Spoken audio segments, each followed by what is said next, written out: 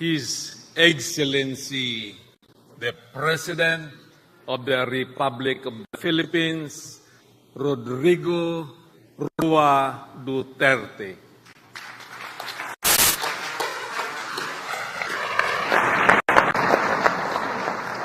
Kindly sit now. Thank you.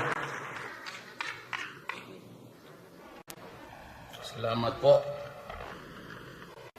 President Ramos, sir, I'd like you to know that the very first person to go to Davao to make a trip, a very quick one, it's about 3 hours, at the Marco Polo Hotel.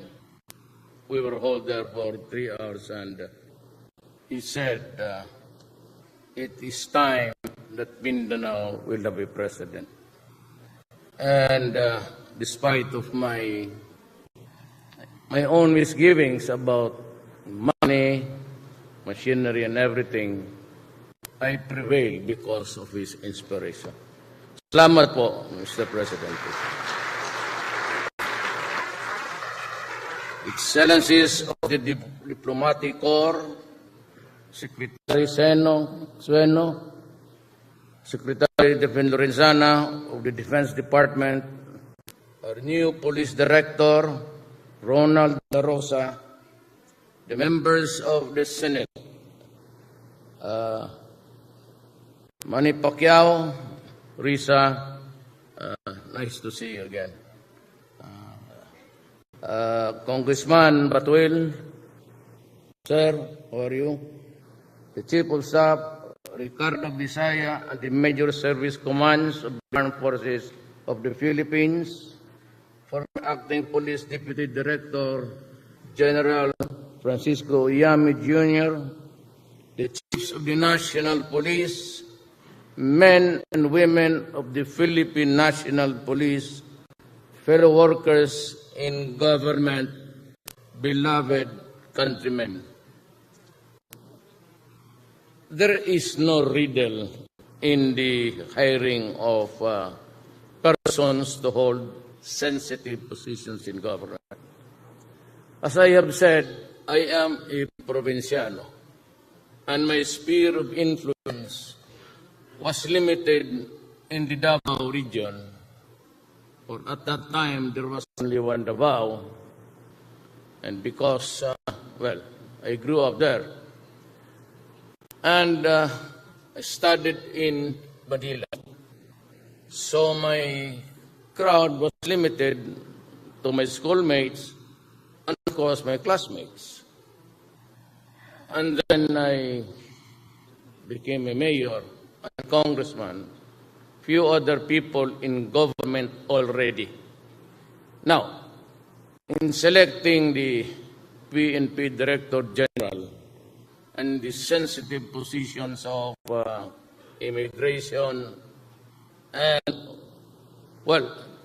positions that have something to do with the enforcement of laws and the punitive actions that are available in that office, were appointed, almost most of them, at one time or another, were city police directors of the city of Davao. Now, the complaint is that mga kasama ko, mga kainuman, pati kabarkada, neither of the three. I do not drink with soldiers or policemen. I do not go around with them. I go home early. Although I have the rapport with them, there is always a limitation between a mayor and the police. For I have to discipline also civilians and in the military and police alike. Now, these are the guys who went through their career passing by Davao. And these are the only guys that I knew and I have worked closely and had the time to observe their character and integrity. And that is why when the time came Coy, De La Rosa, Morente, and the rest were all taken in because I had the fortunate chance of having good military and police officers. Napakaswerte ko. And when I was grappling with the very sensitive position of Defense Secretary, there was only one choice, and it was Delfin Lorenzana. He was the commander of the Scout Ranger Regiment when it was transferred to Davao at Malagos to fight the communists and to whom we are talking now about peace. For after all, we cannot be at war with our own people all the time through the generations. We have also to talk to the MIMN because there are historical implications and injustice committed along the way in civilization. And we hope that you would understand. And so I have also taken the liberty of choosing the men who will carry the burden of fighting if there is need to have one or the dimensions of understanding and imparting it to the soldiers that we cannot be at war with our own people for all time.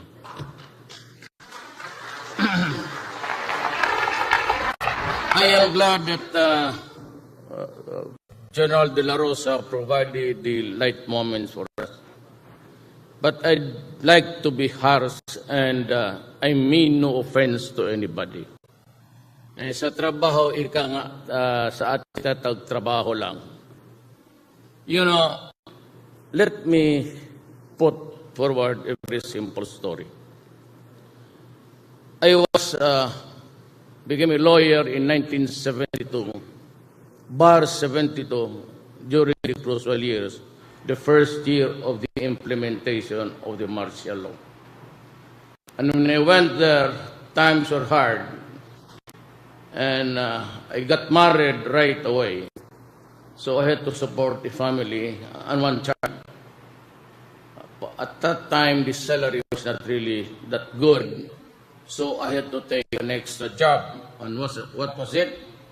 I applied for a position in the prosecutor's office in Davao City. I got the lowest job there, and the name is Special Counsel. Kung baga, if you want to compare it with the military and your police, I will be a lieutenant or inspector. So, ako po'y mahirap lang. I come from a poor family that migrated to Mindanao. And whatever intervening honor there was just for fleeting years and moments. Good for memory. I was forced to be a professor of the police academy in Davao City. There's an academy there. And I was teaching criminal law, criminal evidence, and criminal procedure.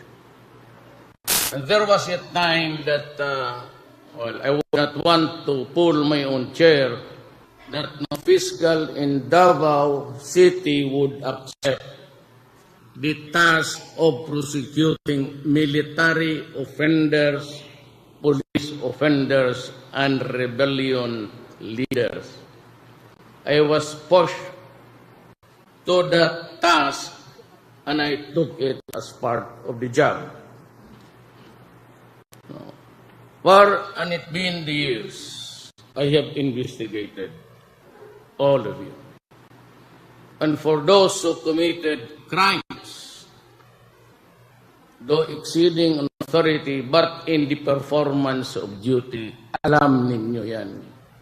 Those of you who grew with the PNP before, with the PNP now, used to be Integrated National Police, you know how I handled your cases. You know how I helped government to discipline you. And nobody in this country can compare to me, I dare say, in the protection of the careers of those who were doing good. Although at times getting into trouble because they have to do the job. In a professional way, I could only remember filing a case for murder against an army man, a major at that, and I secured this conviction. I don't know if it's still in Iwahig, and a host of others for abuses and common crimes of murders. Yung lahat, all of you that were accused, and there was a very significant case where DNPA is fighting government forces, the Philippine Constabulary at that time, had a running gun battle, and DNPA soldiers sought refuge in a house. And so there was a firefight, and the whole of the family there residing in that house were died or killed. And so I was tasked to handle because there was a public outcry, and even the Secretary of Justice had to go to Davao to supervise the investigation. I was appointed the investigating, and there was a cry for blood. But I dismissed all the case because it was part of the territory, collateral damage. And I was told to explain here in Manila, and I said, that is what the evidence shows. If you have any other theory, sir, and if you want to overturn my ruling, do so if you like, but kindly accept my resignation. That is how I treated you. And of recent memory, 28, including Undersecretary Coy, were charged before a body, an organ of government, under recommendation, all of them, almost all, who passed by Davao because of the alleged extrajudicial killings, were recommended for dismissal. And I went up and stood my ground. And I said that if you prosecute these guys for doing their duty, I will resign as mayor. Sinabi ko doon sa head ng constitutional body. You choose. It is a matter of principle for me that I stand by the soldiers and the police when working for the country. But I would be the first one to crush them if they are into crimes. Ganito yan. 22 years. Before I became mayor, 10 years earlier, my father was governor of Davao. And I was, had a good relations with the police as I grew up. And I know your life story. I know how you handle your work. And I know how good you are. But I also know sometimes you can become a bad boy in the organization. So beginning from now, I will not tolerate, zero tolerance for abuses committed by the law enforcement agencies, including the National Bureau of Investigation. Kindly, most kindly avoid the company. These drug lords and a budding criminal would always want to have his pictures taken with the mayor, with the commanders, with the military, with the police, just to build a reputation around him for invincibility. That's how it is done. Alam ninyo, you know, that I know, and we all know. Ganun yan. Then they would show pictures, they put it in their offices, so that when there's a BIR or whatever harassment, they would always send the subliminal message na kilala ko. I know the mayor. I know him. You know, avoid. Do not taint yourself in the company of known criminals and criminal syndicates. You will be sorry. For the next 6 years, I will have an electronic thing there in the office to track your record. And I would know, at alam ko ngayon, kung sino yung mga generals who are tainted with corruption and drugs. And you know that I know, we all know, you better resign. You have no more future in the police.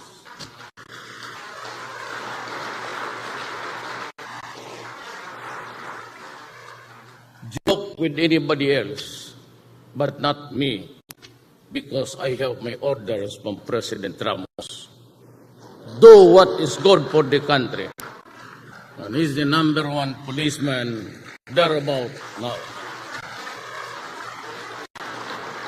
Alam ko kung paano makurap yung gasolina converted into cash. I know how the operations are being castrated up, down the line. Na pagdating doon sa presinto, 22 years ako mayor. Ang presinto, meron na lang papel, and they have to do is just to liquidate with nothing. They have to invent reasons there, how it was spent. Do not do it ever again. Ever again. Kayong mga, the younger ones, never mind or retiring. For the next 6 years, build a track record of performance that is good. Because I will plot your history, your personal history. The many times that you were transferred, tsaka pagka there is a practice amongst you, that if you're assigned to another station or assignment, you bring along 2, 3, 4. And they are there with you, no assignments except to raise money. To give to the precinct commander, to give to the regional and up. That's not good. I know that. Huwag kayong from here on, do not bring anybody if you are transferred to Pulo or Solo.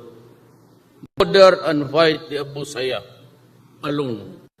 Do not bring your staff because yung dala-dala ninyo, those who are with you are the ones called pakawalaan. Yan, ang tawag niyan. I'm just being very harsh to you now. That's why I said, I'm glad that we had the lighter moments. Alam ko yan. Alam ko kung paano mag-liquidate ang precinct commander na wala, operations na wala, gasolina na wala. God, you have to stop this. Upon orders of the former Commander-in-Chief of this Republic, President Ramos said, stop it. Do your work. So, siya ang sisihin ninyo, hindi ako.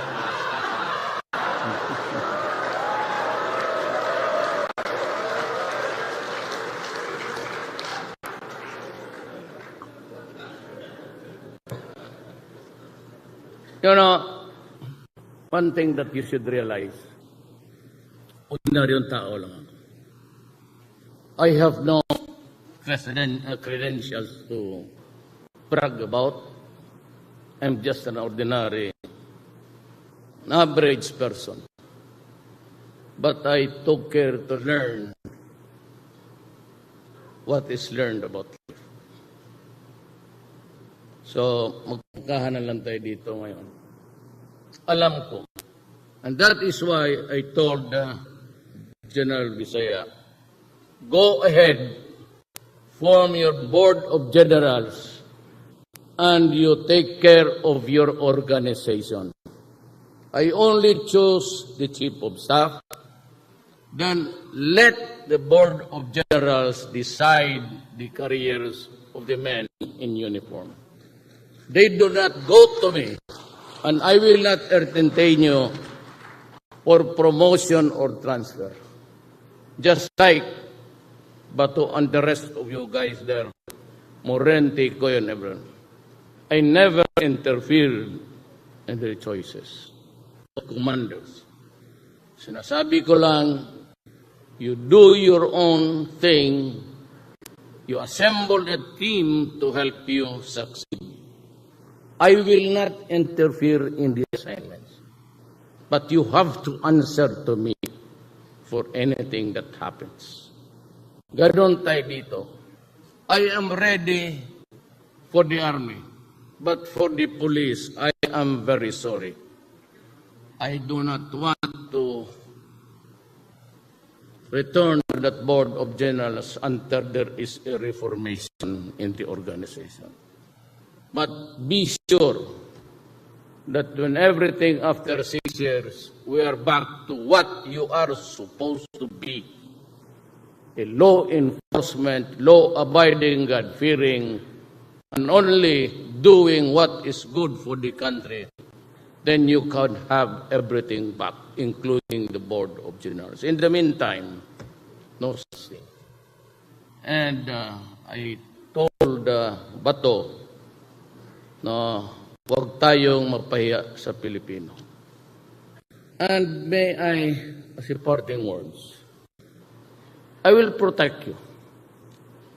In all of your undertakings, adventures, as a law enforcement guy, I will be there to protect you. I will provide you the funds. I will provide the weapons needed to fight criminality, particularly drugs. We might not be able to stop it on time of the 6 months, but certainly after 6 months and 1 day, matapos na sana lahat. Total, tama yung bayad ko sa inyo. And the election, it was not a campaign slogan that I want your salaries and also the armed forces of the Philippines. If I win, I said, by the grace of God, and indeed, grace was there, na dudubhin ko yung sweldo na. Double your salary. Let me tell you now, I will not run this country with a corrupt police. Mag-aaway tayo dyan. And I do not want to demean you or to take anything from you. But luckily for me, there was this executive order before of President Arroyo raising to the level of a threat to national security the drug problem. So, the armed forces must pitch in. You have to help.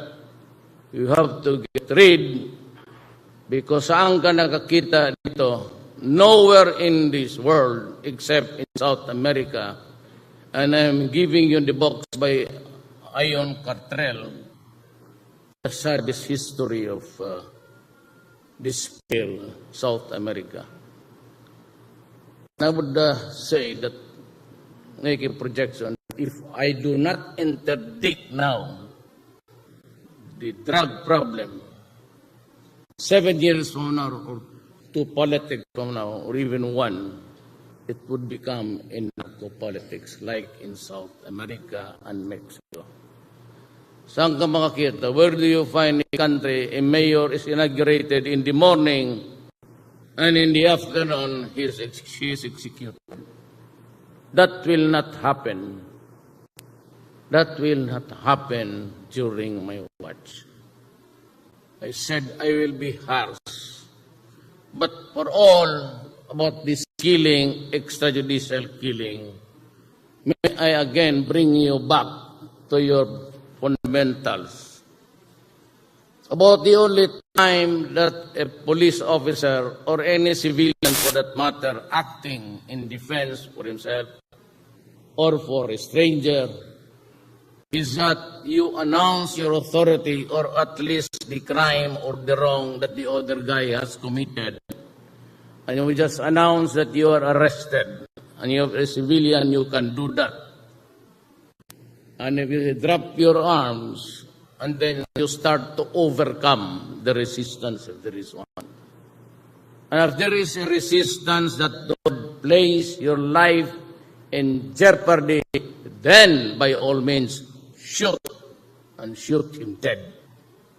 That is my order. Pero kayong mga, there are a lot of openings slots dito. There will be a major revamp. Alam mo kasi, ganito yan. Alam ko yung style ninyo. I'm not addressing this body. I'm addressing the Filipino people.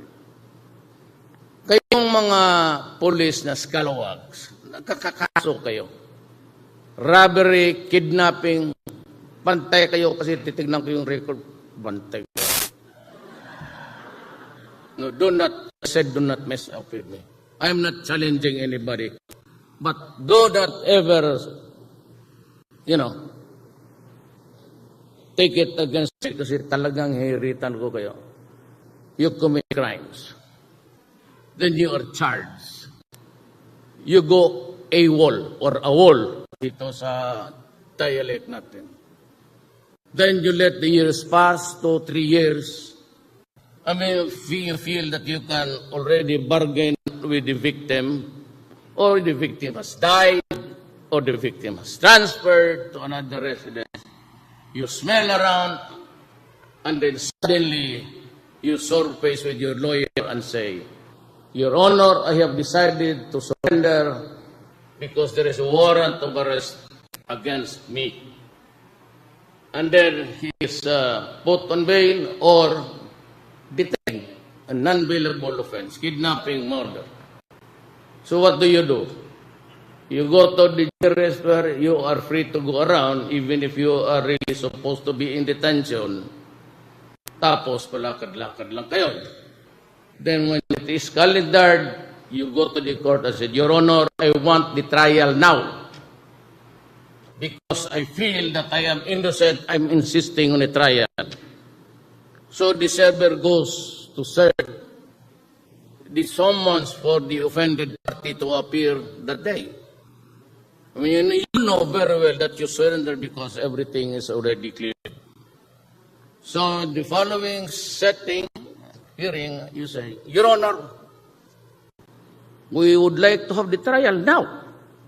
Now that we are here.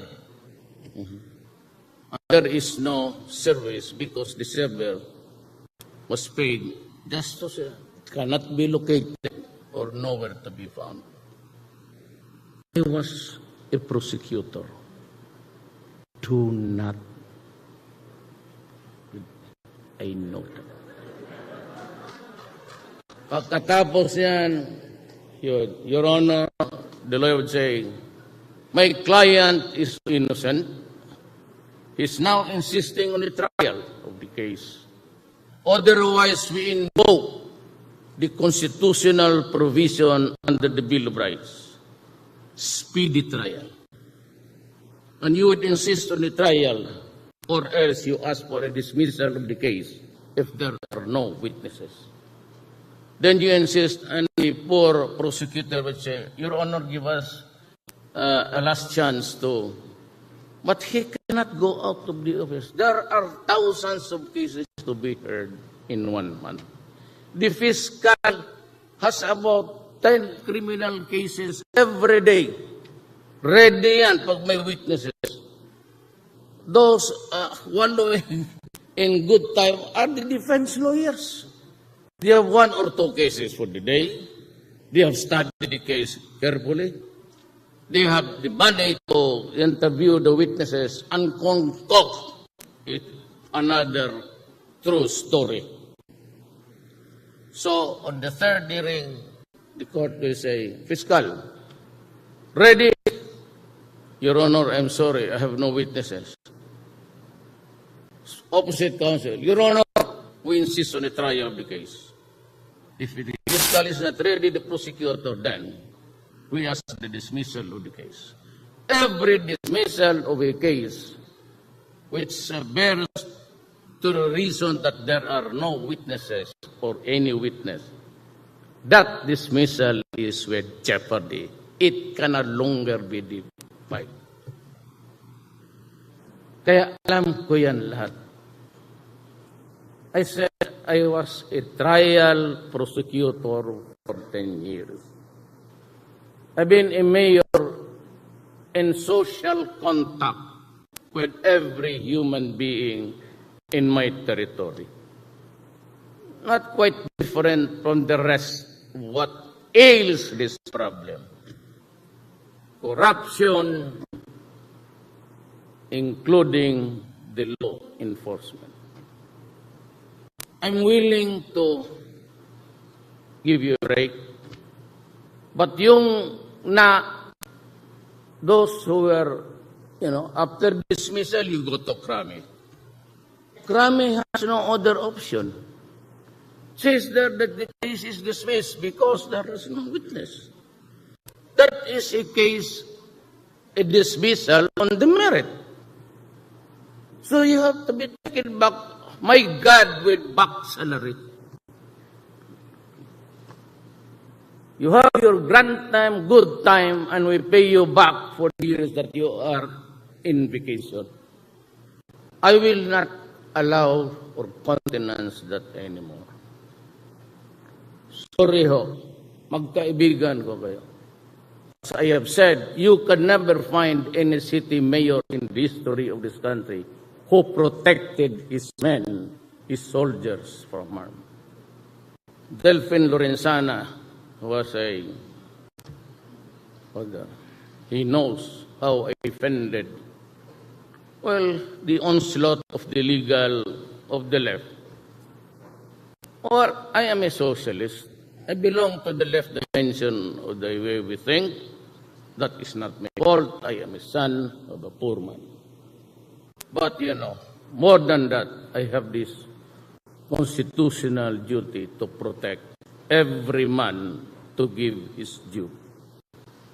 Iwasan ninyo ang korupsyon ngayon because I will tabulate every record of yours, and those who are scalawags, either you resign because I'm forming now the man that I would assign to Sulu. What do you want? Compostela? Okay kayo nga kasi nag-usap tayo sa there would be lessening of violence now, I suppose, because we are talking to the left. But lastly, the only thing why I'm here is that, I was listening to the candidates, and that maybe prompted President Ramos to go to me. Nobody was talking about Mindanao. Nobody was talking about how to craft a strategy of ending the issue of insurrection in Mindanao, how we deal with the Moro brothers, how to correct the injustice, and how to deal with the left. And I had the privilege of just talking to them also because maybe on the same wavelength. I was referring to the Tocantins. And I had also the misfortunes of being a prosecutor and a mayor. Sa lahat sa amin dito, I am not pulling my own chair. But even during the time and I ran for the first time as mayor, I was the only one prepared to deal with the trouble of a social problem which you are facing now. So I do not want to be dictator. And for those who are talking about beyond my term, no second term, God, you just don't know how I would be happy we can accelerate time. And we have now on the 6th year on the last day. I am going out whether you like it or not. I have no intention of remaining in office beyond. I said it is I'm the only candidate, you know that. I had no governor, I had no mayor, and outside of the Davao region, I didn't even have a single barangay captain. But yet I won because Ramos was there for me. So ganoon lang yan. Kung sabi niya, you know the ins and outs of the police, you know where the problem is. I tried I was succeeding. When you should try and succeed. So, I promised the people, nobody was campaigning for me, not even a single mayor, congressman, or in the entire breadth of this country. But I won by a margin of something like 6 million. What is the message? Mas gwapo ako kay Binay, kay Rojas. Mas bright ako kay Grace. None of the above. We were equals before the eyes of the electorate. But I was the only one carrying the message right. Corruption, drugs, and criminality. Economic progress, vivid to the economic minds. And so my advice also to the businessmen, when you invite me, I've stated my qualifications. It's a meager one. I don't flaunt it. So when you go and ask me to talk to you, and if I'm your guest, and I begin to talk about law and order and corruption, that is my territory, Now, when there is a failure to expound more about economics, God, my only economics was during the college days. I went back to Davao and retrieved I got 78. So what do you expect of me? Can I become an economic tycoon? Of course not. But can I become a good prosecutor? I am. I've learned the art of everything in the courtroom. Can I become a president? Certainly. What will I do? I'm warning. I will be harsh. I will go to the extreme. Yung nagkakaso kayo na may mga kidnapping, I will review you. And I will like to talk to you. Malacanang, dalawa lang tayo. Utang na sabihin mo sa akin kung anong gusto mo.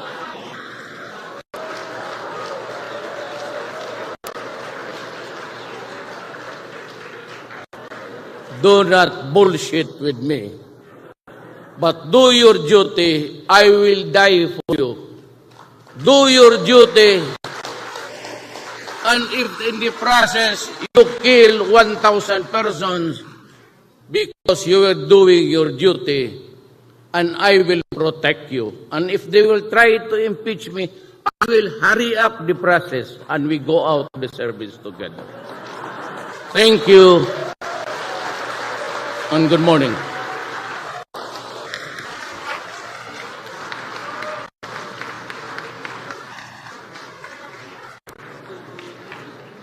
Mga kabayan, awitin po natin ang PNP Lingkod ng Bayan.